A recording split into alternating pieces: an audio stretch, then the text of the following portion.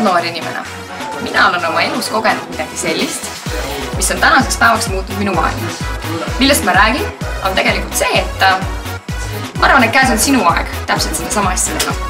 Mine vahetusaastale, ole vahetusõpilane, õpi tundma kultuuri, erinevaid keeli, kõike seda, mis üks riigipiir sulle väljaspool Eestit suudab pakkuda.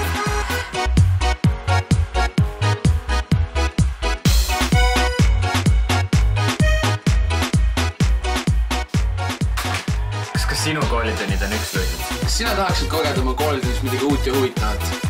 Näiteks õppida parkuuri või teha trampoliini pealt saltosid või hoopis midagi muud põnevat, mida sul siiamaani Eestis ei olnud võimalik teha? Kas sina oled kunagi kuulnud, kuidas oleks elada teisel pool Malkere?